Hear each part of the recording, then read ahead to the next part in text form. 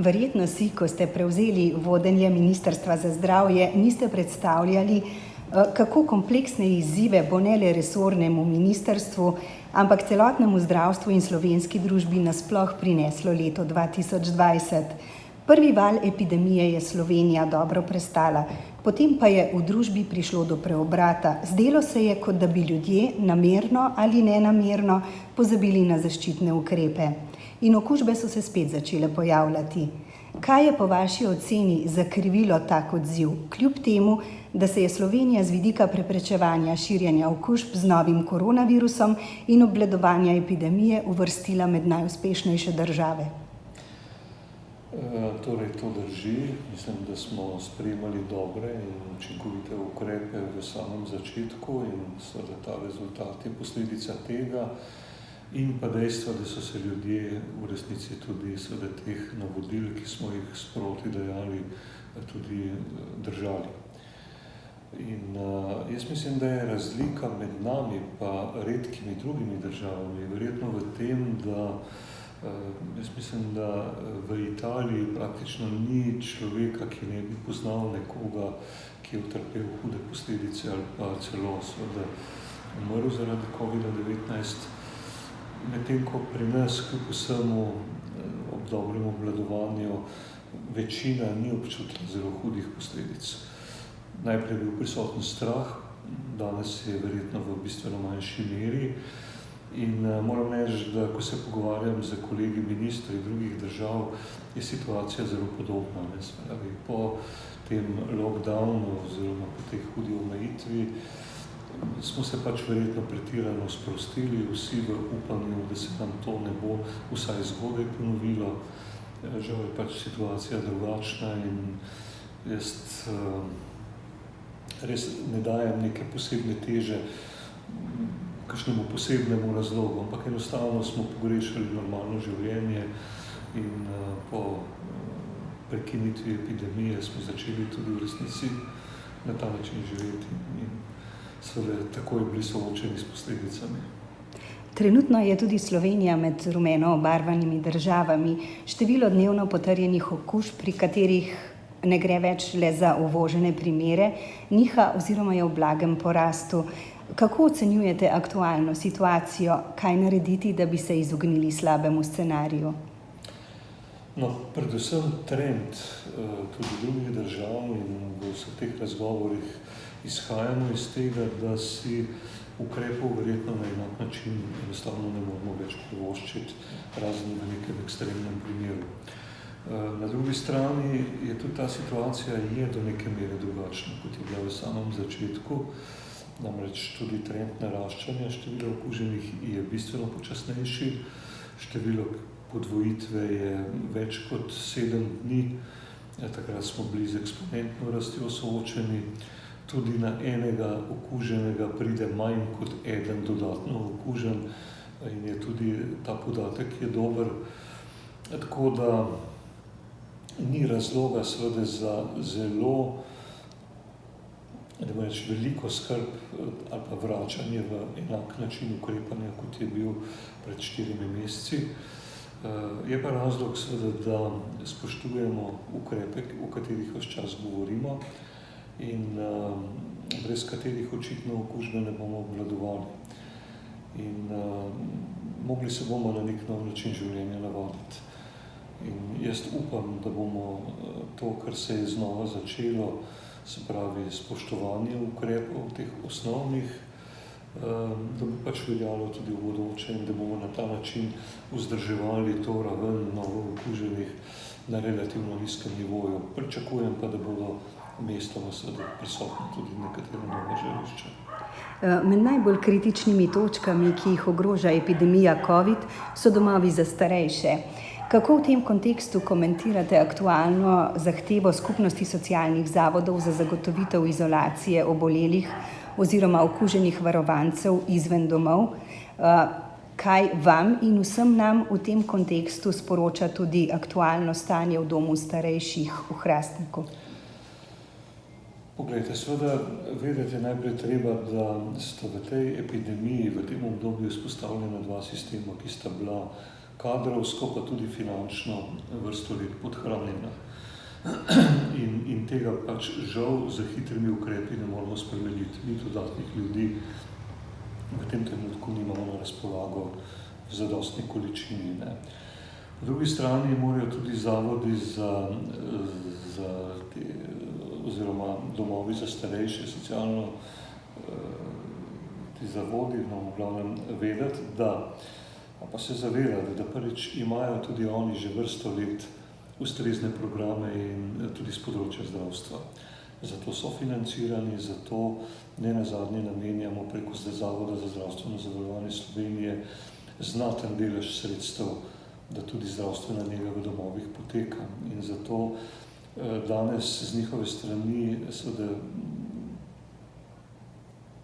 soglašati s tem, da dvignejo roke in preložijo to breme na izključno zdravstveni sistem, enostavno ni sprejemljivo. Imajo svoj del odgovornosti, ki ga bojo pač morali sprejeti. Na drugi strani pa seveda lahko razumem težave, ki jih imajo, glede na različne in prostorske in tudi kadrovske zmožnosti, in tam seveda lahko skušamo pomagati, jih educirati, pripraviti neke mobilne enote.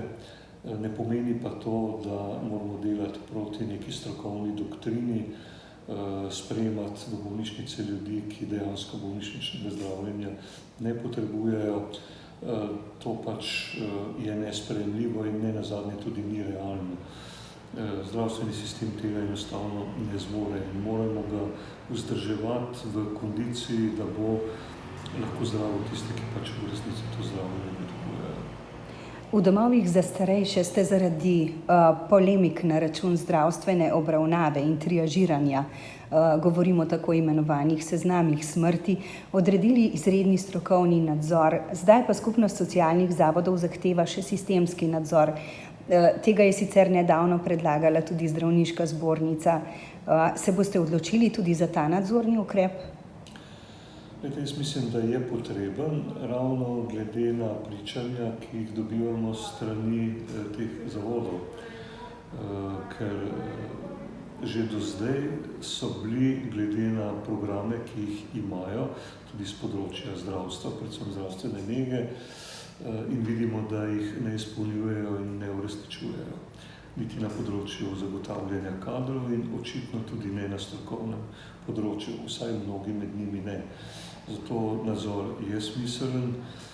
Zdaj seveda, kar se tiče pa teh, jaz mislim, da že minulih očitkov o raznih seznamih in listah, pa so po mojem že tema, ki ni aktualna do te mere, glede na to, da so bila strani stroke, da so bili vsi ti očitki argumentirano vrženi, da do tega ni prihajalo. Če se ozreva na Hrvaško, tam je trenutno epidemiološko stanje precej bolj skrb vzbujajoče kot pri nas ali denimo v Italiji. Kaj priporočate ljudem glede dopustovanja? Tudi Hrvaška seveda ni enotno in vsa ogrožena na enak način. Področje Istre, kjer so tudi razmere celo boljše kot pri nas, in so področja, ki so bistveno bolj okužena oziroma nevarna in predstavljajo večjo verjetnost okužbe. Tako da, kar se tiče tega, jaz mislim, da je še vedno v osnovi velja enako kot za Slovenijo. Pač izogibati se seveda preobljudenim predelom, izogibati se zabavam, kjer je pač večje število ljudi, vzdrževati ponovno higieno rok, distanco pri socialnih stikih, razkuževanje, higiena kašlja. Mislim, da so to tisti ukrepi, ki so se v resnici izkazali za učinkovite in verjamem, da če in kdor se tega drži, je dejansko veliko naredil, da ne bo prišlo pri njemu do te okužbe. Sicer pa je epidemija sprožila kopico sistemskih problemov, ki načenjajo tudi vzdržnost zdravstvenega sistema. Če pogledava stanje v zdravstveni blagajni, v kateri se je v prvega pol leta nabral skoraj 108 milijonski primanjkljaj.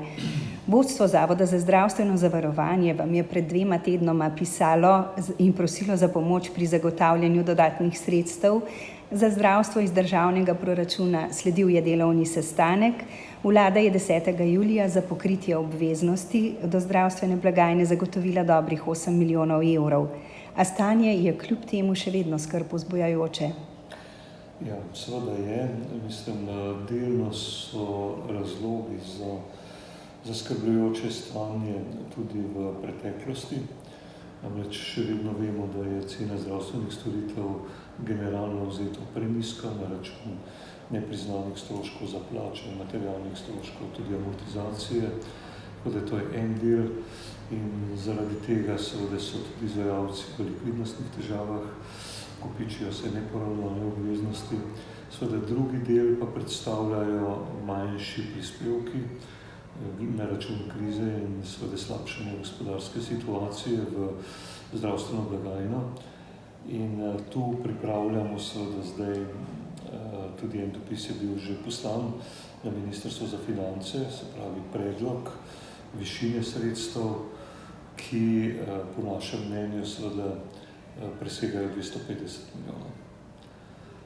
Tako da jaz mislim, da je to izhodišče, o katerem se bomo pogovarjali v rebalansu proračuna in brez katerega ne bomo mogli dolgoročno vzdrževati javnega zdravstvenega sistema.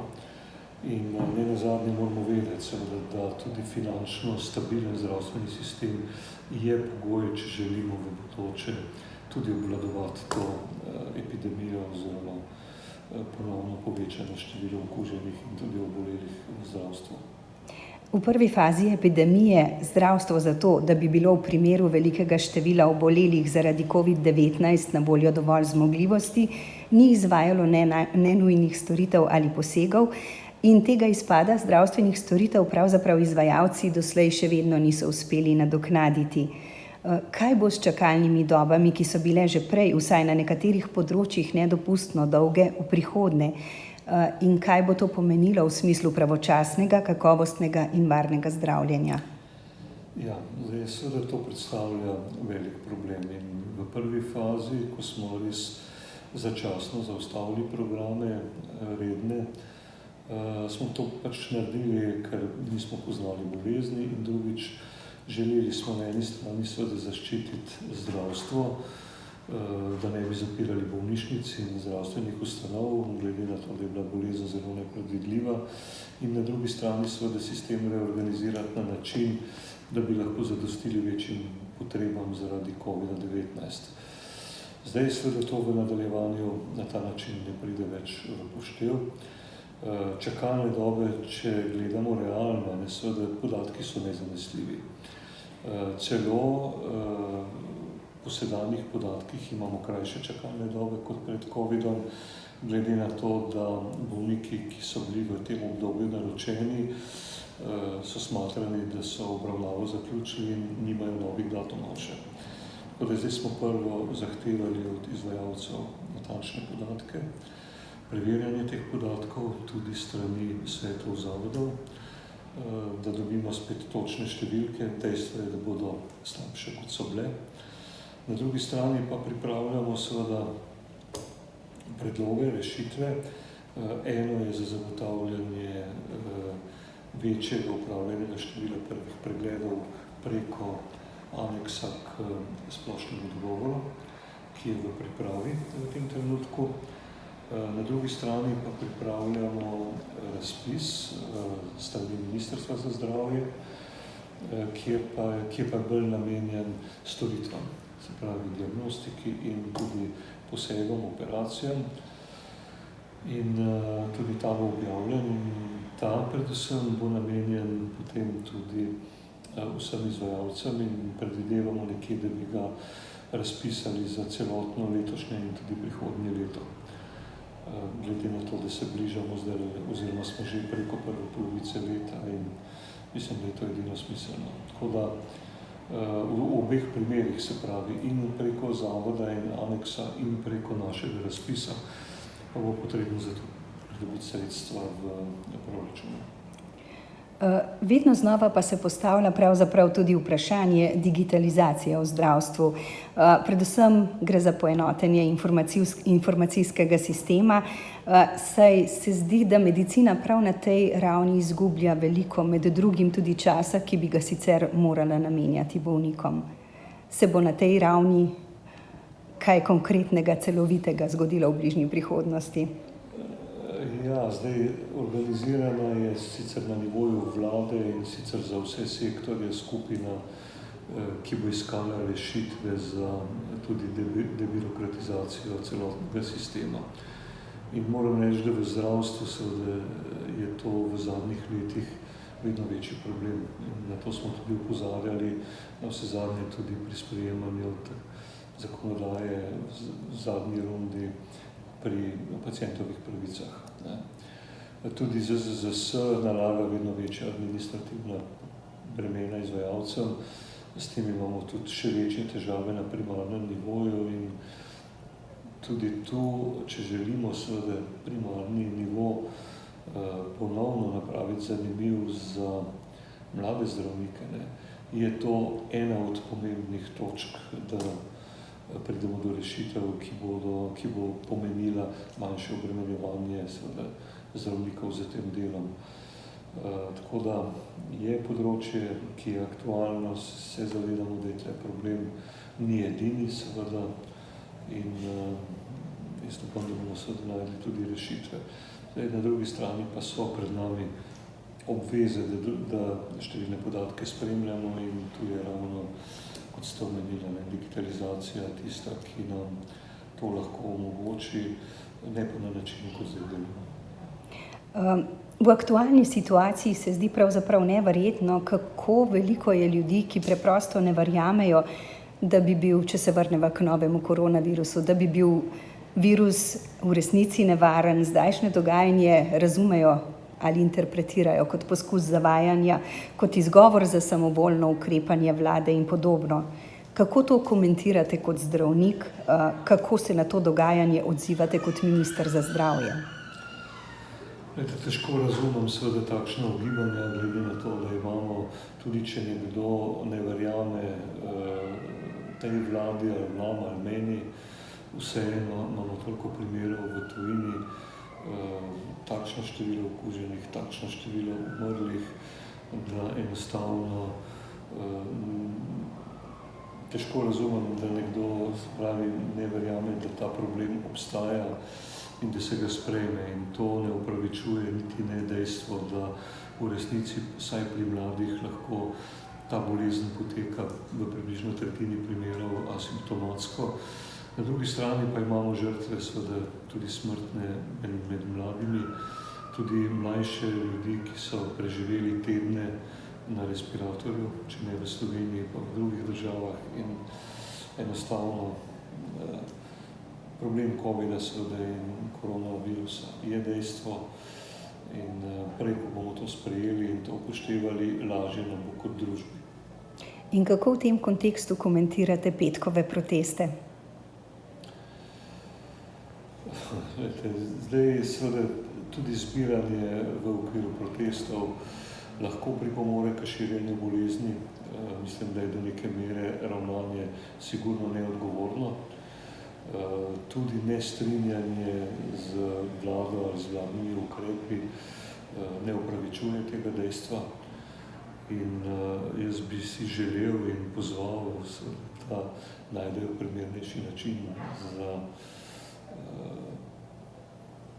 protestiranje proti temu, kar mi počnemo danes, predvsem na način, da se ne ogroža vseh nas, sebe, svojcev, kar dejansko počnejo.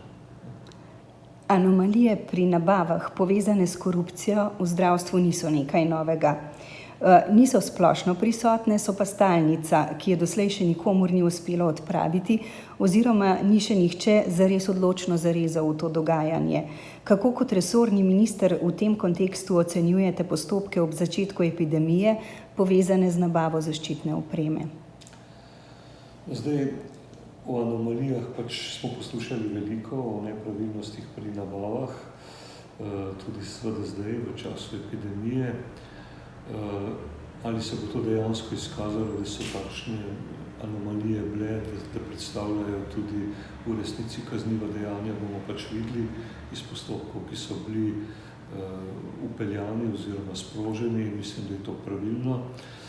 Na drugi strani pa moramo vedeti, da v tej situaciji v resnici težko presojamo dogajanje pred 4 meseci ob samem začetku epidemije.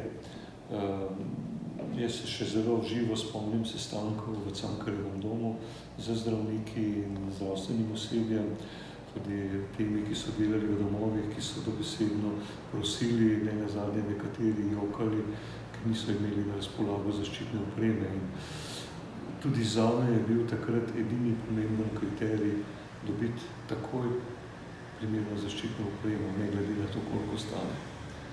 In če je ta očitek velja na to obdobje, mislim, da je neupravičen. Seveda se je pa s časom, ko smo imeli na razpolago več opreme, to opravičilo izgublja težo, ampak bomo videli, ko bodo postopki zaključeni, kaj se je v resnici dogajalo. Da se ne bi ponovno srečali s problemom zaradi nezadostnih zalog opreme, je vladna služba za razvoj in Da se ne bi ponovno srečali s problemom zaradi nezadostnih zalog opreme, je vladna služba za razvoj in evropsko kohezijsko politiko iz Evropskega sklada namenila dobrih 38 milijonov evrov za medicinsko in varovalno opremo, ki jo potrebujejo javni zdravstveni zavodi zaradi epidemije. Vemo pa, da to ni edini naložbeni izziv, ki je v zdravstvu nujen. Glede na obstoječe pogoje v zdravstvenih ustanovah, z močno dotrajano opremo, ob izrazitem pomanjkanju kadra, ki ga je zakrivilo kratkovidno načrtovanje v preteklosti. Kateri so z vidika aktualne vlade oziroma ministrstva, ki ga vodite, glavni naložbeni cilji v prihodnje?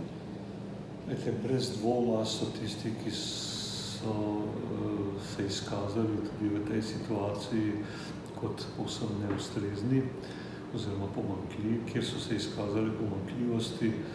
In če izpostavim mogoče največjo prioriteto, je gotovo infekcijska klinika v Ljubljani.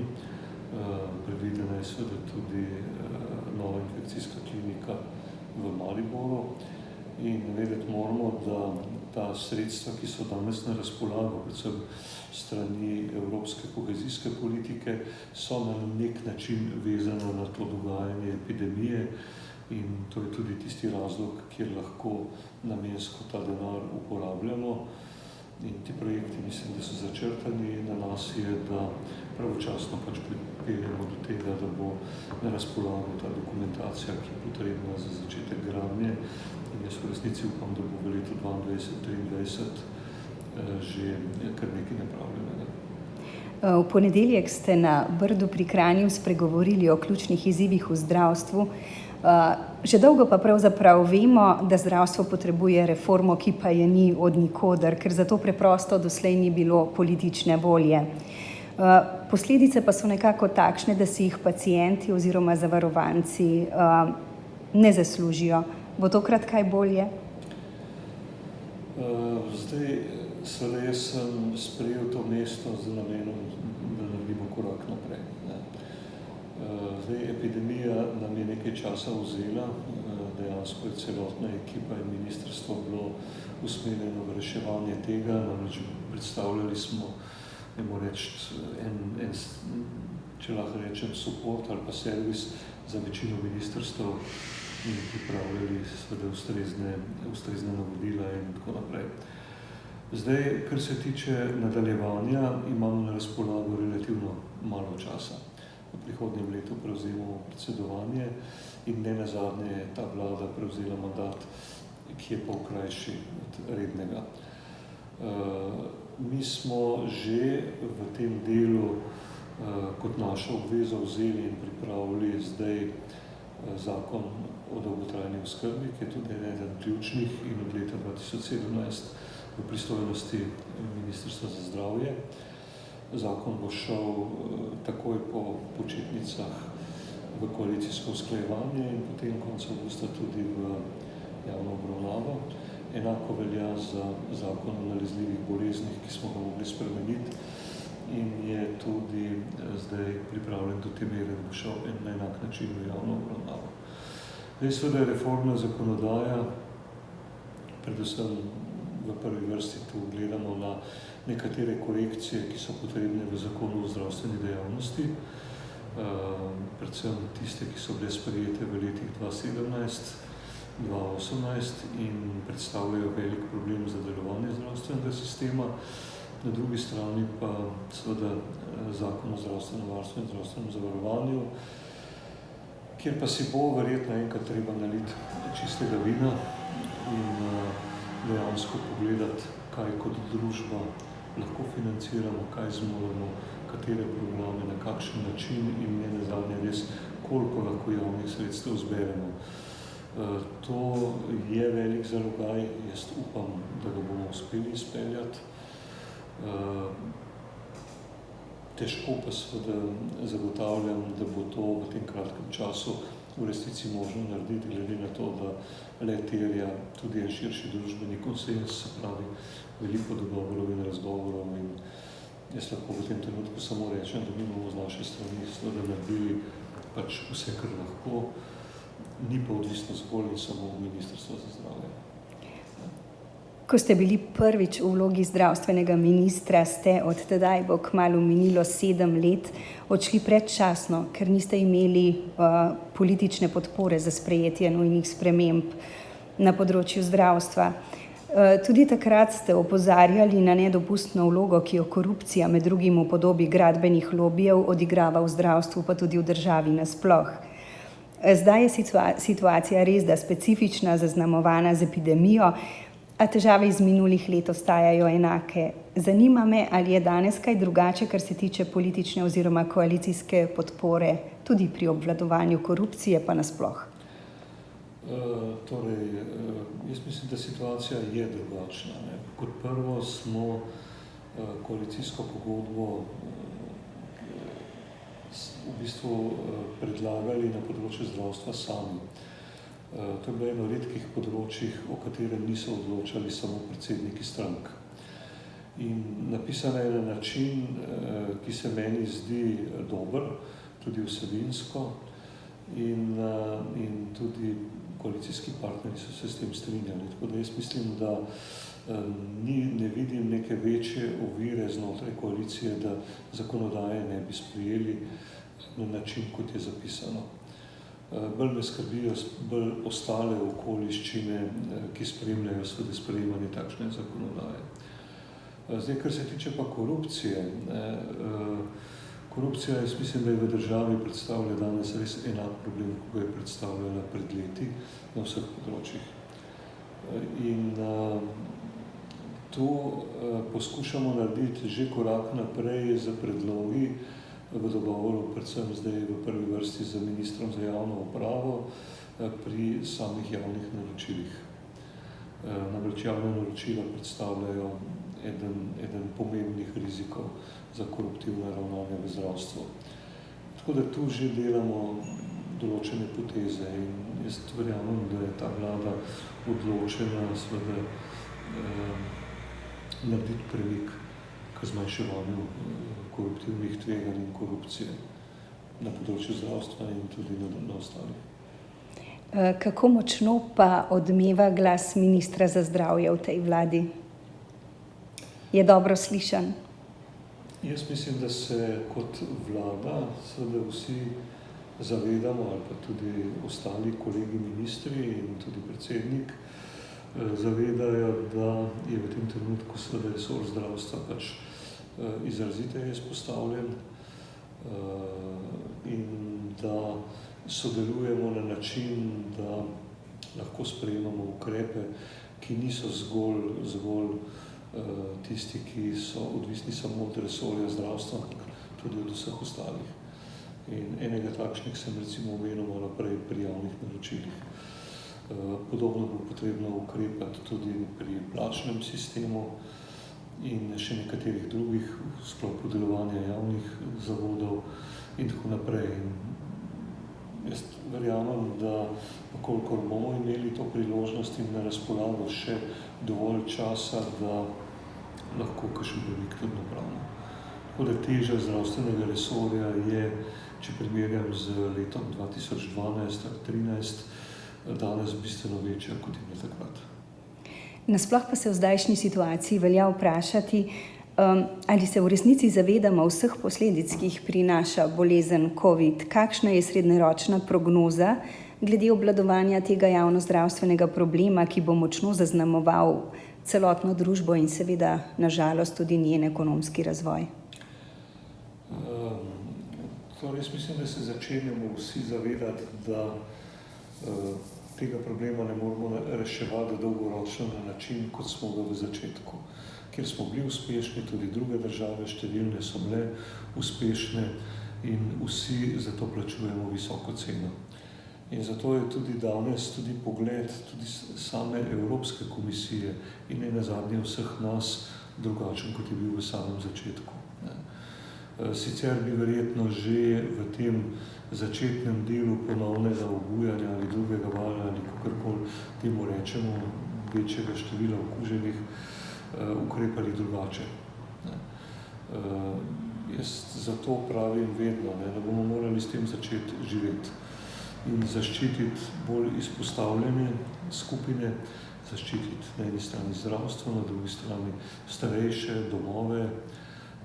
To sta dva ključna sistema in na drugi strani pa sprejeti, seveda, da bomo verjetno bolj ali manj, ne samo mi, ampak tudi vsi ostali, v nekih bolj rumenih področjih, kot smo bili zdaj, in se soočali z občasnimi izbruhi na posameznem mestu, jih skušali reševati, v upanju seveda, da čim prej pridemo bodisi do bolj učinkovitega zdravila, ali pa tudi morda cepiva, ampak ne velja si v tem trenutku s tem seveda preveč slepiti, ampak enostavno drugače začeti živeti s to realnostjo. Pravkar se je končal vrh EU v Bruslju. Slovenija bo v 7 letih prejela 10,5 milijona evrov, od tega bo kar 6,6 milijarde evrov nepovratnih sredstev, kar je glede na velikost naše države veliko. Je že znano, kolikšen delež bo namenjen denimo posodobitvi dotrajanih bolnišničnih zidov ali zgraditvi novih ter zamenjavi iztrošenih naprav v zdravstvu z novimi? Prej sva omenila predvsem tisti del investicij, ki je že zagotovljen, oziroma kjer so sredstva iz Evrope zagotovljena, se pravi infekcijske klinike in še nekatere druge projekte.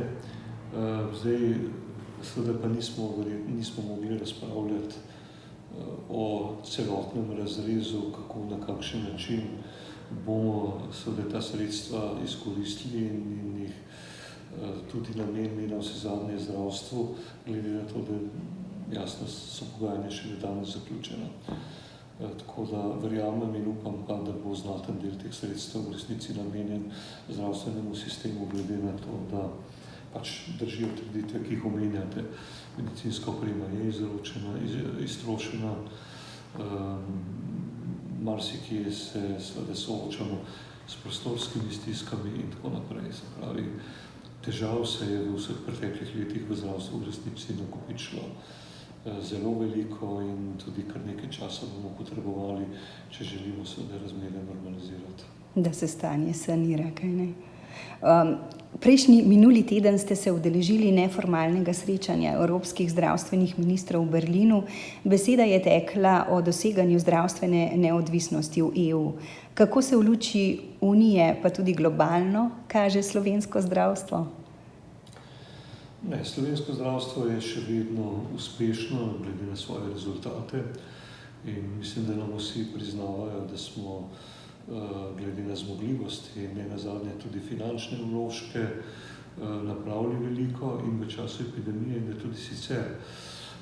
Seveda pa poznajo tudi naše probleme, kar je bilo jasno povedano in napisano tudi v poročilu OECD-ja, da imamo tudi kljub temu še rezerve znotraj samega sistema, ki jih bomo mogli pač rešiti.